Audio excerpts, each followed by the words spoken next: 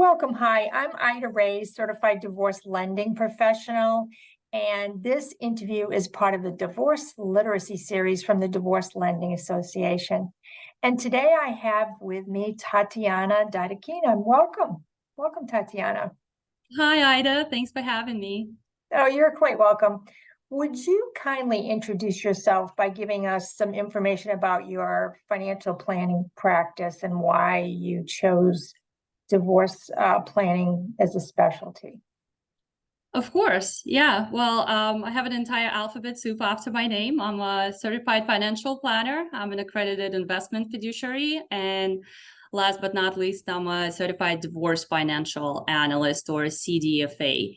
And what made me choose that path was, well, for one, lots of clients were going through life changes, and I accepted the fact that my prior credentials were not a good match for those very specific situations, such as divorce.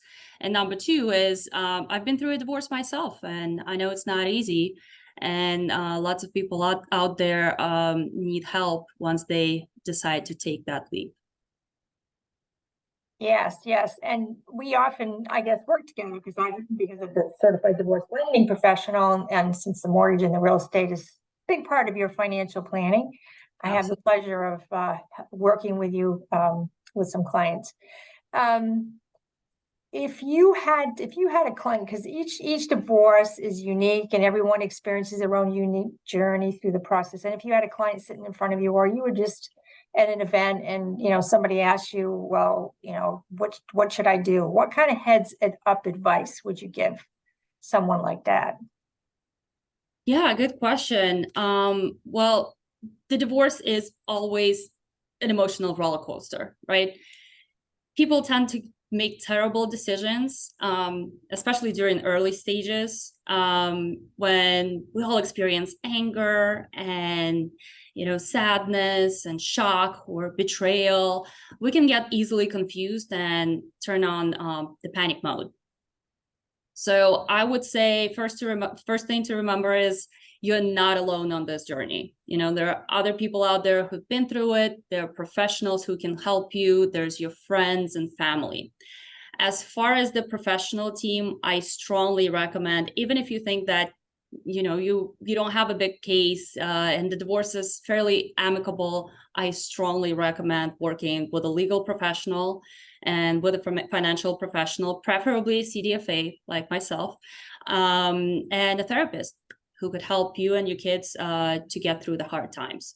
Now, there are certain action steps that I can recommend on the financial side. First of all, gather all the financial documents, right? All the bank accounts, investment accounts, credit cards, mortgages, tax returns, all of that will become a part of the discovery process. From there, check your credit report and open new accounts in your name. Now, I want you to be careful with that, right? Because we don't want to start moving assets way too quickly. But for someone who, say, is a stay-at-home mom and doesn't have an income of her own, it might be beneficial to start that credit history and open up a separate credit card. And then stay vigilant and just monitor your spending. If you don't have a budget, make one. See if there are any changes to spending patterns. Some red flags might appear, right? It's not uncommon for spouses when they feel sad and frustrated to start moving things around, whether they have an ill will in mind or not.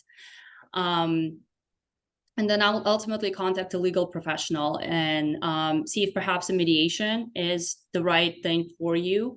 The absolute majority of divorces don't need to be taken into court. Lots of people are thinking, "Ooh, divorce is this big thing. Got to go to court. You got to litigate, right? You got to hire this very aggressive attorney." No, actually, in most cases, you don't have to. Most cases really settle at the mediation table. So I strongly recommend contacting a legal professional.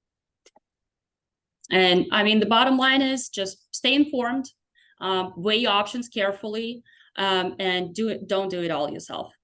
Hire a good team. Yeah, I think they're particularly vulnerable, that the emotions I guess, make you very vulnerable, because literally you're turning your life upside down, and professionals certainly help you keep you focused in those areas. And if you were to think about a most gratifying case, are you able to share something with us? Of course, understanding that there are privacy issues. Yes, of course. So many gratifying cases, and I'm truly blessed to work with many beautiful people. And of course, I'm not at the discretion to mention any specifics. But I suppose I could share a recent example of how I could make a difference for one of my clients. She came to me after the separation agreement was signed, which is rather unusual because normally we start working together at the early stages when we're still gathering the documents, coming up with budgets, etc. But in that case, her husband had a very good attorney. He managed to get her sign the agreement where all the business assets would go to him. And even though she told me she put her blood, sweat, and tears into building this business from the ground up. Luckily, she still managed to salvage a few accounts, and she was also entitled to receive a portion of his retirement account post-divorce. So we got to work on transferring the assets, and the husband's financial advisor called me up screaming because he was not happy with the instructions that I provided to his team. In response to my request to move a next percentage of the account, he stated that he would simply cut her a check for a next dollar amount and be done with it. Now, what does a person do when you are faced with this pressure? Most people would say, you know what, I'm just going to cut my losses, grab that check and go. Right. Yeah. But I was not the right gal, not for this guy anyway.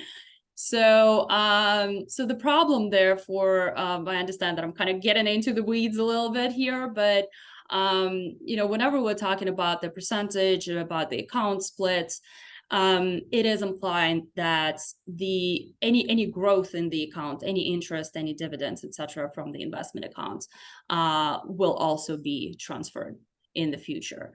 So as a result, we reached out to the attorney. We got the write-up in place. We put some pressure on this guy, and as a result, my client is getting a much bigger payout.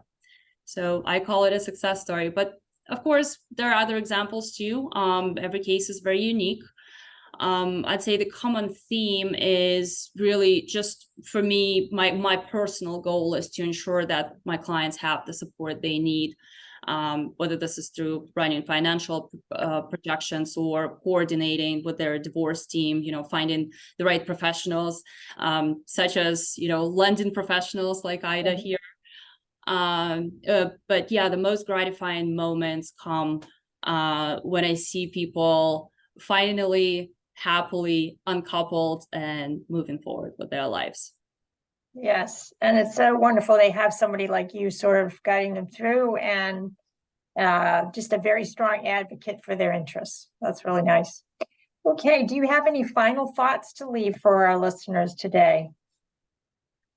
I want to say, remember that divorce is nothing to be ashamed of. I feel like it still has this bit of a social stigma attached to it. Luckily, we as a society have progressed a lot since, and divorces are nothing out of ordinary anymore. Whenever you see someone going through a divorce, don't say sorry. Lots of people just get very sad and say sorry this happened to you. You know what you should say? Congratulations. It's the reason to celebrate. Clearly someone going through a divorce was unhappy in their marriage, and there are many reasons why they decided to take that step. So just honor that and celebrate their new uncoupled life. Oh, great. So how would anyone get in touch with you, Tatiana? Would you a website or some sort of contact information? Easy. Yeah. Well, my name is not easily spelled, so I'll just give you the website for my firm. It is wealthspire.com. And the phone number you can reach me at is 410-988-9494, and my extension is 99020. Wonderful. Thank you so much for sharing your valuable time with us today, sharing your ideas and, all of, stories and tidbits of information for our listeners. We really appreciate it. Thanks so much. I appreciate you, Ida. Take care. You too.